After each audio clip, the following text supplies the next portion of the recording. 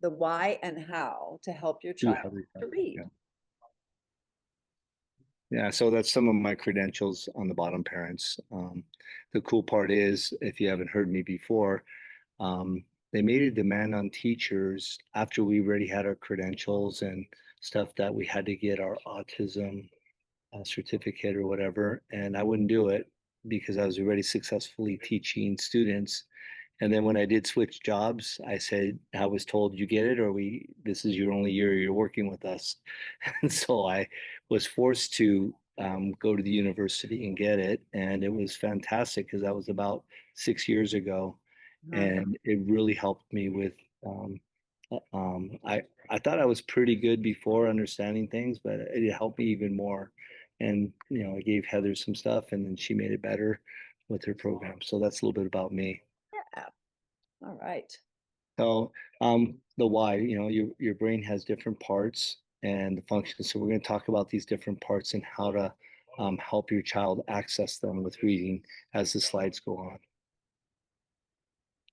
on. So parents, we say this all the time, presume competence. Um, so today I was tutoring a child that's 4 years behind, supposedly, right? And I showed him grade level stuff, and then I broke it down a little bit simpler level. And lo and behold, he's understanding. So from the get-go, he feels really happy. This is a kid that wants to avoid school or tutoring or anything, and yet he left on a positive today. He goes, "I'll see you next week," and the place here is very happy because of that. So um, just by talking to your child at a regular level um, and doing, predetermined learning ahead of time. So you model for your child a lot and then reinforce it. And then, once in a while, we have to, be negative if we can try to shape our negatives in a positive way. Like my grandson was a little upset yesterday, and I said, "Oh, did you forget?" And he looks at me. Well, remember, you're a good listener and stuff. What did mom want you to do? You know. So I was being a little negative with him, but then look at this. You are a good listener, and I went back with five. It has to be genuine. So if you can do these three things, it really helps the brain um, to increase its dopamine levels. So, and if that happens, your child will learn more. Okay. Next slide. One thing I like to do at the Oh end of yeah. the homeschool day is go through everything that we did that day and be like, wow, Hmm. look at this. You did that so good and you did that so good, and always end on the positive. I think. Well, that's an excellent. Yeah, we don't talk about that enough. That's an excellent way to end the day at some point, even if it's right before they go to sleep. Ah, you did this, and that. That really puts the positive dopamine in the brain for learning in the future. So, Yeah. okay. So at the bottom there, it says reading fluency takes about 6 years to develop, and it's dependent on oral language. So a lot of people that teach don't understand. They just go blah, blah, blah, blah, and they don't give the students time to think about what they're hearing. Okay, so this is why it's very important for you to, even though your child cannot express backwards, for you to model the correct way to do it. So you might ask a question, who is the first president of the United States? And stuff, and you have two pictures and they point to the correct picture, Washington. Correct. Washington was the first president of the United States. So you are trying to model the correct way to respond to questions for your child. Very important and stuff. So beginner readers are using most of the frontal lobe. Okay.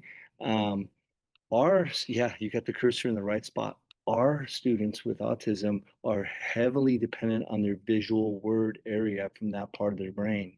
So a little bit different. So as they mesh those together, they will become more and more proficient.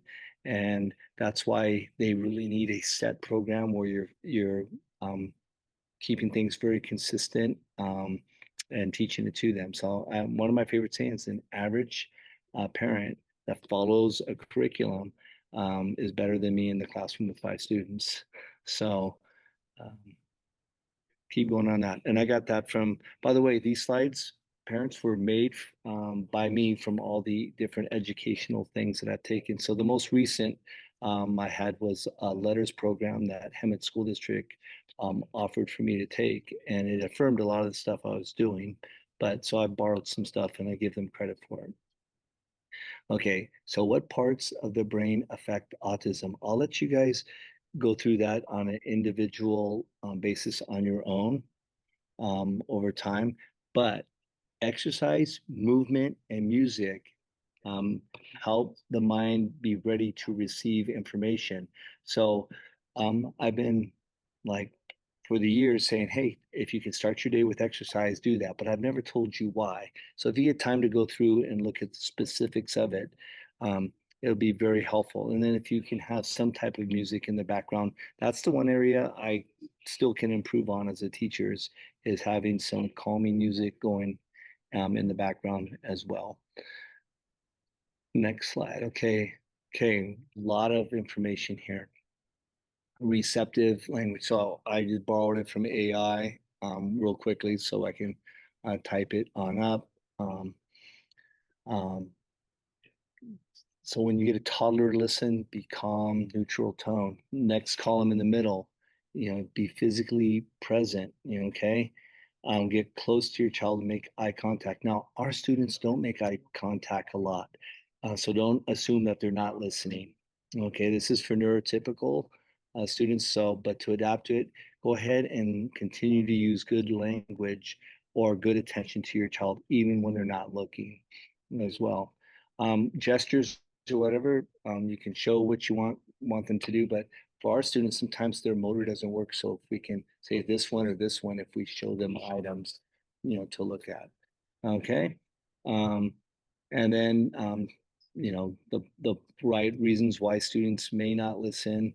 Um, if our students having a hard time, they may be hungry, angry, and that's another reason why it's good that you're homeschooling because you know your child better than the teacher does. And then secondly, the teacher has many different types of learners in his group where you have your one that you can focus on. Okay, next slide. I want to add Mr. Yeah. Sims, be direct, give clear commands that are age appropriate. Oh So yeah, I should have went down might that way, be huh? inappropriate for older students. And then gestures, I mean, that's so helpful if you're doing a art project or you're trying to coach motor. Coaching motor is so important. So gestures could be part of it. Verbal coaching of motor, very important for our students. Okay, so um, the um, the one thing when I was helping parents homeschool is the impatience and time. My child's not learning to read quick enough. It's taking too long. Okay. So this slide tells you for neurotypical learners what the process is. And I put it in red on the bottom. Nonverbal readers may take more than 3 years longer. But the cool thing that I've seen from different blogs, etc., is that once the strength is there, usually it continues to grow. While neurotypical only usually have their language grow to a certain level to meet their job demands or whatever. Our students that are nonverbal or students with autism usually go to a super high level. They keep going. Their brain loves to keep processing. So just know that it takes time. So when the program says, oh, I thought they had this, they didn't, it's okay. They will continue to go. And if I can talk about Tosh, he is a perfect example of having lessons repeated over the years. And then one day on the spelling that he was doing, I couldn't believe he's doing high school level stuff. Yeah. So, Well, a lot of it is recognizing the difference between when they can cognitively read and when they can expressively show that they understand reading. Those things are very far apart. Like with the decoding reader, most of our kids go through a phase where they get on their AAC and they want to learn how to spell every single word. They've discovered the keyboard on the AAC. And that seems like decoding to me. And it's definitely, we work on phonics at that age. So I think that a lot of our kids might become interested or be ready in these skills on the early end, but not be able to show it until, the late end or plus 3 years longer. So I think part of why Tosh had a very rich vocabulary inside of him was that I was always giving him age appropriate stuff or older, and just letting him receptively soak it up without having to prove anything. It certainly made me a believer in receptive learning. You told me that it worked, but I didn't completely believe it. So I'm a believer Yeah, now. so reading fluency once again takes about 6 years to develop, and it's dependent on oral language, parents. So that's the how and the why of it. So understanding language is key. So everything you do, if when you're asking a question, try to answer it back. If your child points to the correct answer, state it yes and restate the question into the answer. Um, that's so important for our students who may actually have higher receptive language than we'll ever know. Yeah, but it does help to repeat because they can become confused. Well, once again, though, to use correct language when answering as well is what I'm trying to say as well. So, like, what is 7 plus 5? They point to 12, right? Good. Or you could say yes, 7 and 5 +5 are and 12. 12. Yeah. Or if I had $7 and I got five more, it's 12. Add a word problem into it. So the more language you can put as time goes on. At first, you want to keep it short and sweet. 2 words and 3 words, and then add words to it for our students. But especially for our older students, the more language, the better. Yeah. So those of you who got in trouble for talking too much in school and now you're the moms, talk away. Yeah. You're modeling now. So good readers have the ability to quickly and precisely interpret the coded words, which is within the brain, which builds development of reading comprehension. So if you look at the bottom down there, this is from letters again, simple view of reading. You have word recognition, language comprehension, and that's what's going to lead to reading comprehension. So once again, this verbal way of answering questions will build the language comprehension, which will help for reading comprehension later on. Okay, very important because you're going to be practicing the codes with this program that Heather has masterfully created. And then with your verbal input to them, it's going to lead to the future of comprehension. Yep. Okay. Once again, a little bit more about the different parts of the brain and how different parts function. So down here, I'm waving my cursor, you can't see it, but the occipital lobe um, learns by processing the raw visual data from the eyes to interpret surrounding world and then process that information to the different regions of the brain for higher learning. Our students are really good with doing that. So for so long, we've just focused on the visual. However, we really do need to use the other parts of the brain with the auditory input to help. No, that's good. I'm ready. No, Okay. next one's good. Next one's good. Okay, so once again, the main functions of the brain. We just put in little side patterns here, and I got this from the psychology book, Simply Psychology. Um, Very, very good to look at it. So, um, if your child ever says they're having a headache in the back of their head or whatever, maybe we are working a little bit too hard in the visual area and need to relax for a little bit. Um, I had some students with frontal lobe headaches, as well. And so it's like, okay, I need to give them a break as well too.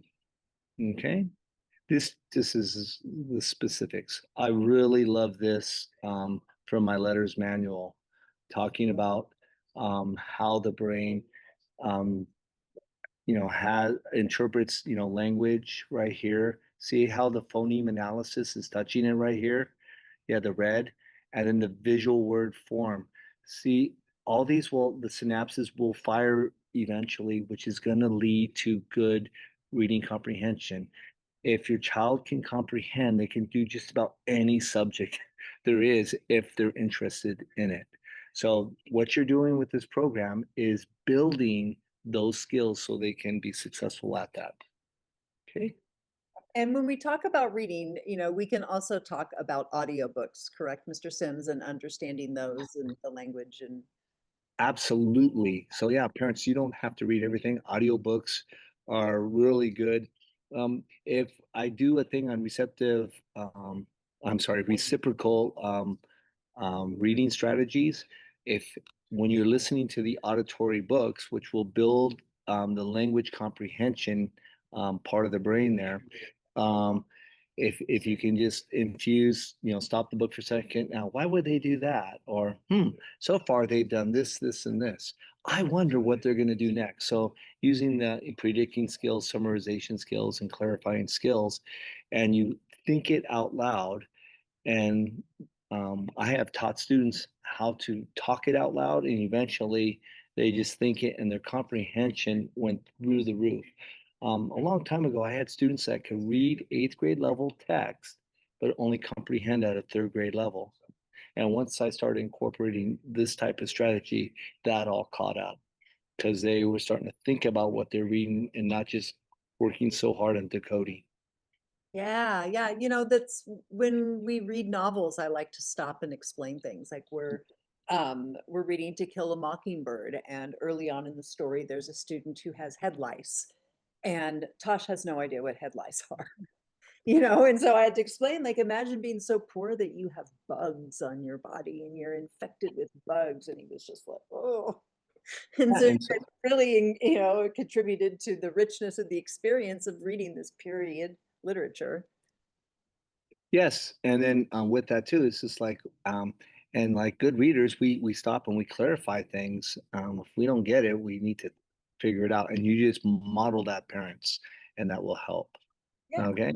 So once again, novice readers, frontal lobe of the brain, and proficient readers are going through it. But I keyed on this bottom area, visual word form area. That's where our students, by learning word families, etc., are building their foundation for reading.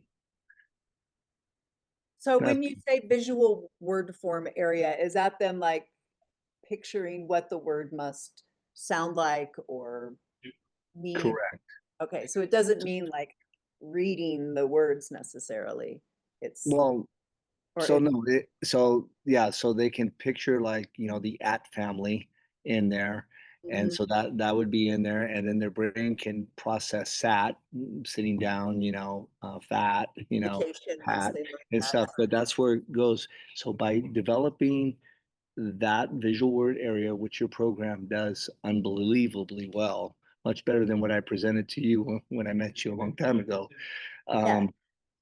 Um, by all the foundational things you're doing, parents, you're going to build that area, which will help eventually build your child's schema so they can read bigger words and then, eventually become proficient with their reading. But I'm saying the visual word form area is very important. Now, the auditory processing we've taken away. We're not doing, at cat. We're saying this is part of the at family cat. Now we're taking less demands on auditory processing and just saying, hey, this is a visual word form at family, and you learn, 20 words from that, and the brain will process it a lot quicker. Um, most of my students had learning difficulties in auditory comprehension, and when I switched to word families, they started, really taking off with their reading almost as fast as their peers.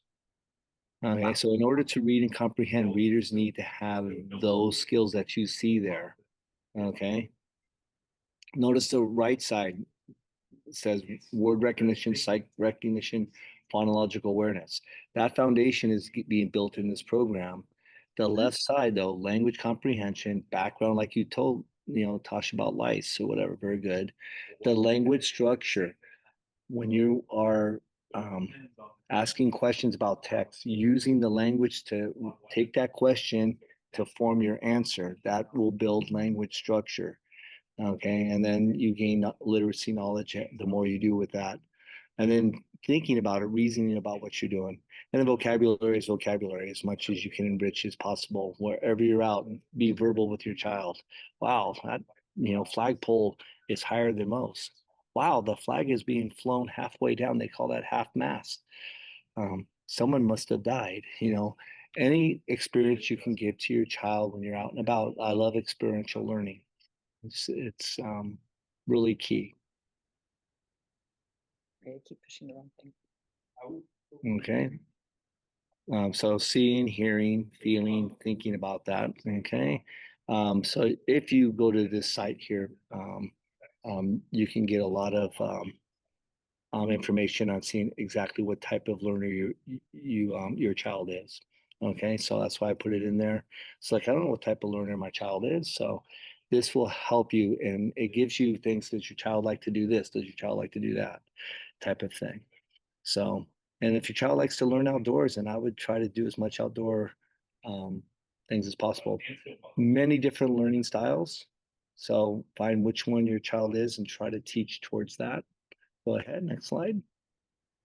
Okay, this person, Jeremy Brown, um, published in Autism Parenting magazine, um, classroom activities that help students with nonverbal. So he did studies on this and lots of sensory activity. That's why I like exercise first. You notice music and movement down the way there a little bit.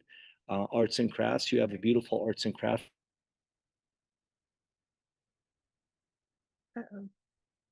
Lots of things like this. So um, those are the things that this program tries to build into your child learning. Am I Mhm. still there? Okay. Yes, yes, you Yeah. are. An internet thing popped up on my screen. It's like, oh no. Yeah, no, you locked up for a minute, but this is, yeah, this is cool. Like visual support activities. This is all of like the flashcards and the sorting activities, and they really Yeah. you can't be too dry with our kids. They won't tolerate that. Yeah. So these are what best activities are for nonverbal autism. I'll let you guys read most of it, and um, um, this should help you. So in the classroom, well, you have your own classroom or whatever.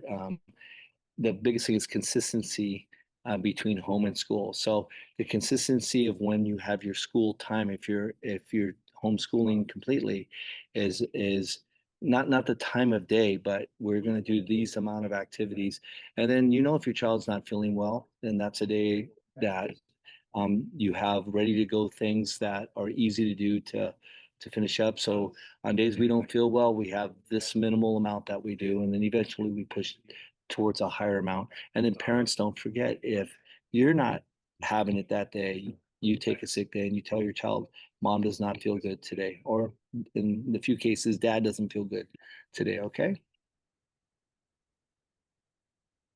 Okay. So also set daily routines, schedules, predictable things, etc. So like I know that a lot of your schedules are all over the place during the week because you have different places to go, things to do. But if you can kind of write down, for the first few weeks what you're doing during certain times and see what's consistent and make that a visual type of schedule. Now, our younger kids, pictures are very good for that. You don't have to have times associated with it, but if you can have it so they can see it. Now, our older students, you can just have it written down, and then they know that we're going to do this, this, and this, and I get a sensory break. If we do this, this, and this, I get a long break, etc.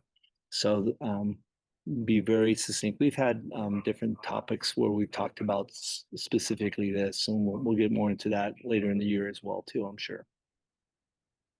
Okay, that's what some of them could look like. Okay, a lot of students do like the visual clock like that as well too. Okay, Yes, but you might want to make sure that you turn the volume off on these things, because my student freaks out once it gets to the red and he knows the bzz is coming. So I just want to add that.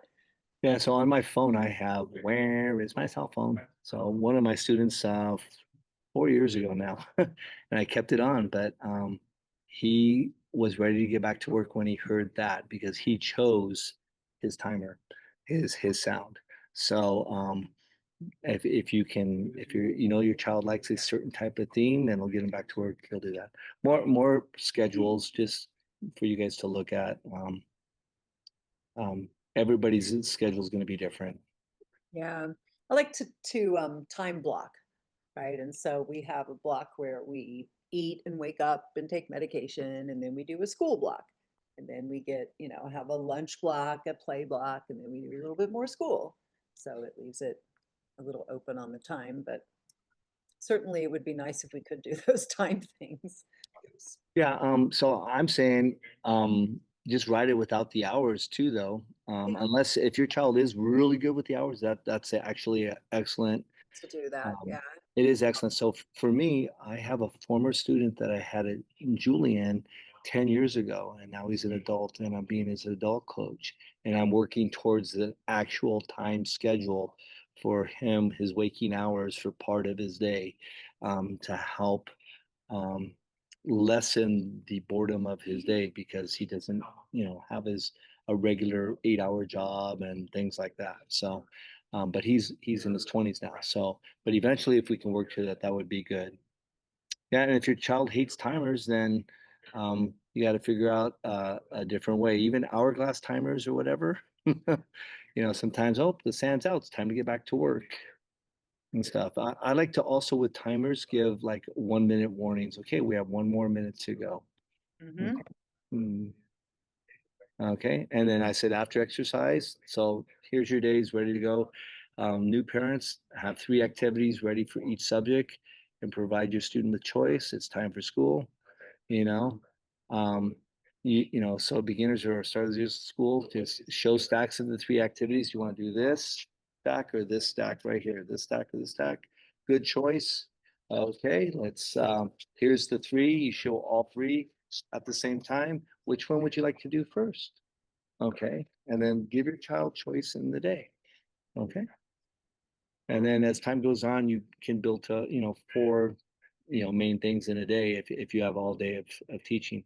I'm telling you, parents, if you can work up to eventually 2 hours a day, and that's with all the breaks in between, your child is going to learn way more than they would learn with me in a classroom for, 6.5 hours. I think that's it.